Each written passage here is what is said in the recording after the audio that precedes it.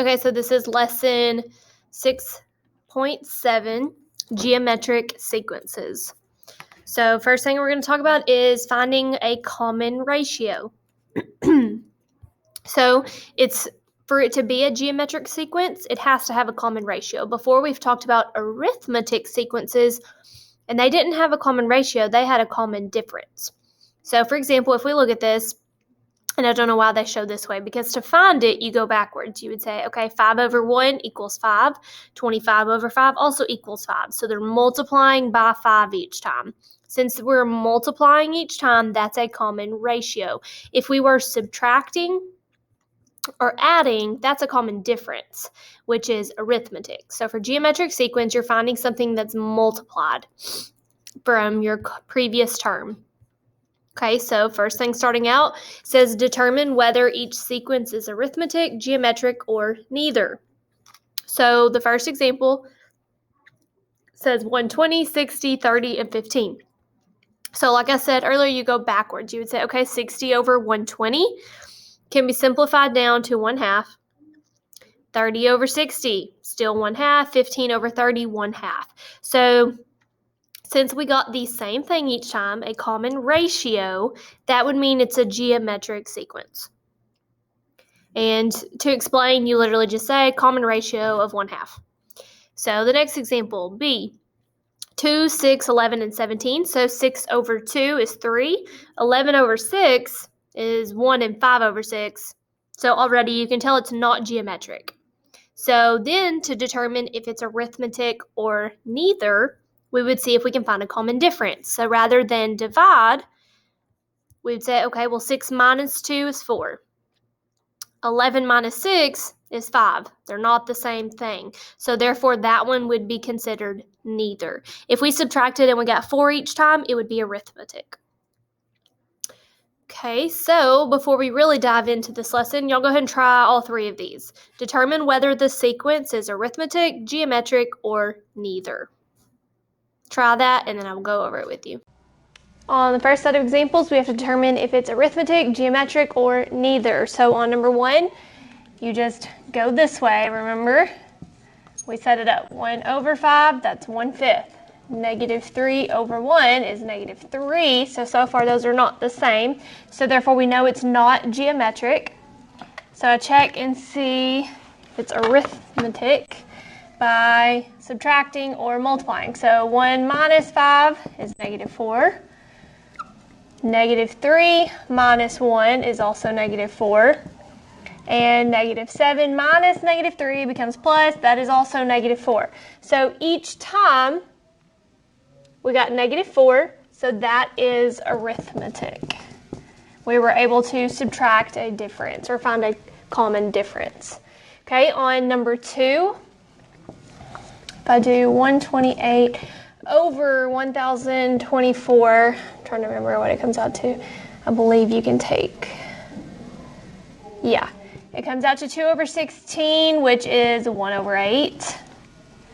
So then, if I do that here, 16 over 128, also, you could divide both of those by 8 and get 2 over 16, which is also 1 over 8. And then last one, 2 over 16, we know equals 1 over 8. Since we were able to find a common ratio of 1 over 8 each time, that one is geometric. So, main difference, geometric, you're finding a common ratio. If you can't find that and you can find a common difference, it's arithmetic. Okay, so then last one, 6 over 2 is 3. 10 over 6, that's like 1 and something, 1 and 5 out of 6. So already it's not that. So then if I look for arithmetic, 6 minus 2 is 4. 10 minus 6 is 4. 16 minus, did I do that right? Did I write the numbers down? 2, 6, 10, 16. Okay, 6 minus 2 is 4. 10 minus 6 is 4. 16 minus 10 is 4. So we got 4 each time. Found a common difference, so it's arithmetic. Next example is extending geometric sequences. So it says Write the next 3 terms of each geometric sequence. So to continue the sequence, you first just figure out your common ratio. So 6 over 3 is 2, 12 over 6 is 2, 24 over 12 is 2. So they're multiplying by 2 each time. So we would do that. We would say, okay, they went ahead and showed you. Okay, this is also helpful. Let me switch to a pen. Because first term is 3, the second term is 6. Those are actually points. The position it's in is its x, and the term is the y.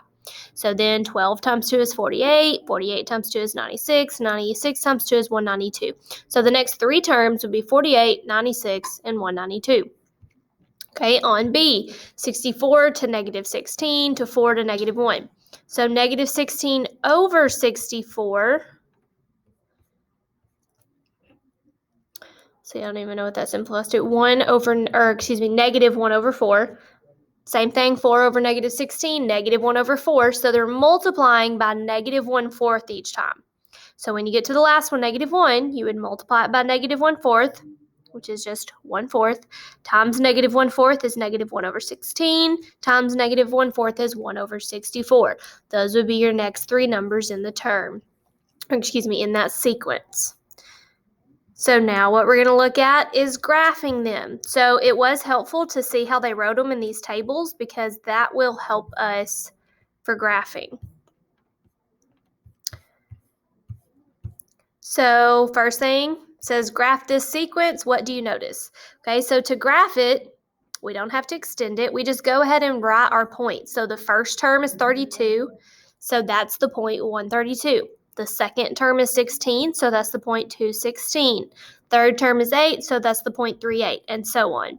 Once you get those, then you just graph them.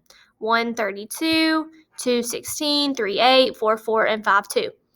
If we graph it, it says they appear to lie on an exponential curve, kind of like what we did in the last example. Okay, so let's go ahead and try 2 of these. It says write the next 3 terms of the geometric sequence, then graph the sequence. So let's do just 6 and 7. And so you are going to write the next 3 terms and you're going to graph it, but you don't have to explain your graph because just a little hint, the graphs are not going to be as nice as that one. They're going to be crazy. So if you get a crazy graph, don't freak out. You still did it correctly. So try 6 and 7, and then I'll go over it with you.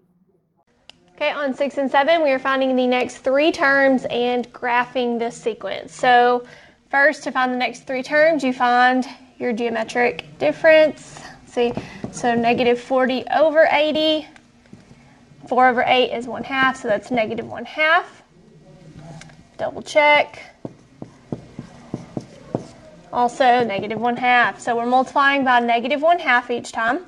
So I can take negative 10 times negative 1/2. That comes out to positive 5. So my next term would be 5. Then 5 times negative 1/2. It's going to be negative 2.5. And then the next one, negative 2.5 times negative 1/2. Half of 2 is 1. Half of 0.5 is 0.25. So positive 1.25. That would be the next 3 terms, and then we are going to graph it. So to remember to graph the sequence, you already have your points. First arithmetic number is your first point, so that's the point 180 to negative 40. This is like your y, this is your x. 3, 4, 5, 6, 7. We have 7 points that we can graph. Oh gosh, okay.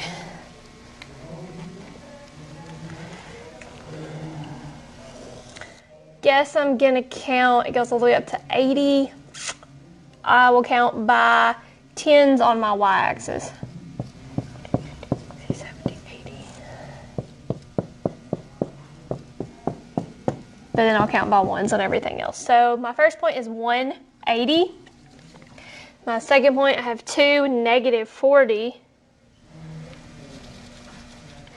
3, 20. 4, negative 10. 5, 5. 6, negative 2.5. And and 7, 1.25. Okay, so then if you look at your graph, it's super crazy. It goes like this, but no matter what, it still hasn't gotten to 0. So whenever it, thank goodness it didn't tell us to describe it, it just said graph it, okay? Because that one does not, it's not exponential because it's not curved, it's not linear because it's not straight. It's all kinds of stuff. Okay, so looking at number 7, we've got to figure out what's happening. 4 over negative 2. 4 divided by negative 2 is just negative 2. Negative 8 divided by 4 is still just negative 2.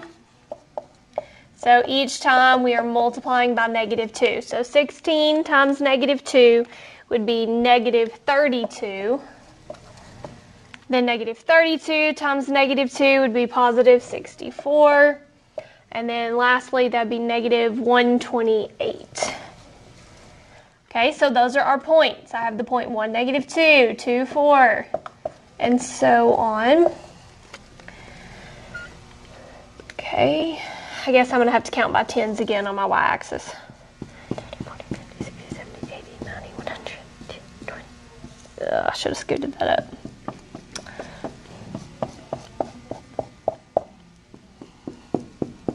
Okay, so my first one is the point 1, negative 2. So if that's 10, negative 2 is like right there. 2, 4, 3, negative 8, 4, 16, 5, negative 32, 10, 20, 30, 6, 64, and 7, negative 128. So this one, actually it probably curves again. Lots of curves again, okay? Because we're jumping, when we have a negative, it jumps. Because a negative times a negative is positive, negative times a positive is negative. So it's positive, then negative, positive, then negative. It's just gonna jump back and forth. Okay, last section is writing geometric sequences as functions. So right here is the main function. You need to write that down. A sub n equals a of 1 times r to the n minus 1 power. Okay, a sub 1 is your first term. R is our common ratio. Okay, so it's going to make me... So they've switched up my stuff. Let me see. I thought there was a way to clear the whole screen. Guess not. Oh, there it is. Yay. Okay. So using that original formula right there, a sub n, that's just your nth term. A sub 1 is the first term in your sequence. R is your common ratio. So for example, it says, write an equation for the nth term of this geometric sequence, then find a sub 10. So we just set up our equation. Let's go ahead and find our R first, our common ratio. So we have 12 over 2, which is 6. 72 over 12 is also 6. 432 over 72 is 6. So it's multiplying by 6 each time. So your R in this problem is 6. First term is 2. So we have a sub n equals our a sub 1 is just your first term, 2. R is your common ratio, which we found to be 6. Once we do that, we have n minus 1 power. You can't do anything else with that until you know your nth number. So that is your sequence, your equation function for just the nth power. Then it said find a sub 10. So you would go back and plug 10 in for this n up here. When I do that, 10 minus 1 is 9. You have to do your exponent before you can multiply. So you have to do 6 to the 9th power, then times 2. It gives us a huge number. The 10th term in that sequence would be 20,155,392. So let's look at some of those. Do 8, 9, and 10. We'll just do 3 of them because it'll still take you a little bit. So you're writing an equation for the nth term of the sequence, starting with that original equation you should have wrote down. Then find a sub 7. So you're doing problems 8, 9, and 10. So try those, and then I'll go over it with you. This will be the last lesson or example that we do today. On 8, 9, and 10, we're writing an equation for the nth term, then find a sub 7. So I'll write that too so I don't forget. So there's our formula. A sub n equals a of 1, r to the n minus 1. So first thing we plug in. A of 1 means your first term, which in this case is 1, times r, which is your common ratio to the n minus 1. So now we have to figure out our common ratio, or we could have started with that.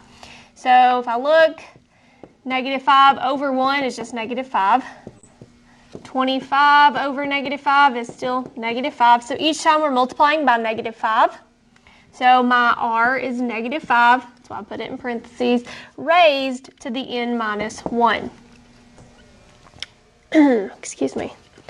So there's your equation for 8. Then finding a of 7, I go back, plug 7 in for n. 7 minus 1 is 6.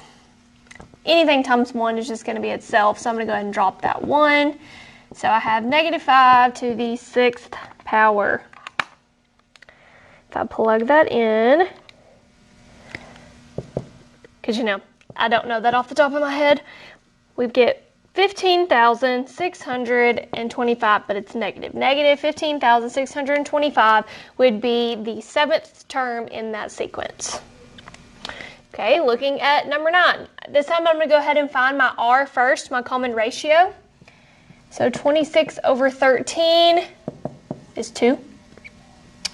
52 over 26 is 2. Each time it's multiplying by 2. So my formula, a sub n equals, first term is 13 times my common ratio is 2 to the n minus 1 power. There's my answer for the equation. So then to find a of 7, have 13 times 2 to the 7 minus 1. So 13 times 2 to the 6th power. Order of operations, you have to do your exponent first. 2 to the 6th power is 64. And then I have 13 times 64. That comes out to 832. That would be the 7th term in that sequence. Okay, last one, number 10. I'm going to go ahead and find my common ratio again. 72 over 432. Oh goodness, let's see, they're both even. I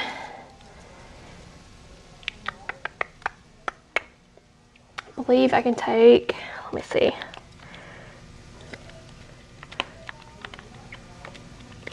I'm going to see if they're divisible by each other. They are. So you can take 72 out of both of those and get 1 over 6. So then I'll do it again. 12 over 72. Let's see. I believe that goes in there. Yep, it comes out to 1 over 6 again. So, and 2 over 12 we know is 1 over 6. So we're multiplying everything by 1 over 6. So for our formula, our first term, which is 432, times our common ratio, which is 1 over 6, to the n minus 1 power. There's our equation. Then to find a sub 7, it's going to be big because it's being multiplied by 432. But fractions tend to make things smaller when you're multiplying. So I already know 7 minus 1. I'm going to go ahead and just skip that step and say it's to the 6th power. So I'm going to put that in parentheses. 1 over 6 raised to the 6th power. Big old number times 432. So it's a big number. Don't freak out when it says e -5. Go ahead and then just type times 432. Gives us a very small decimal. I don't know that I remember getting that. Oh, I never worked this one out to see. Let me check my math. 72 over 432. Yes, that's 1 over 6 each time. N minus 1 to the 7th power. I swear I did that right. 1 over 6 raised to the 6th power. Yep. Times 432. Okay, so I'm just going to put because it's a very, very small decimal. 0, 0, and I'll say 93. If you didn't get that exact, that's fine. I maybe would have at least put 0.009. Very small number. It's just getting smaller and smaller on that one.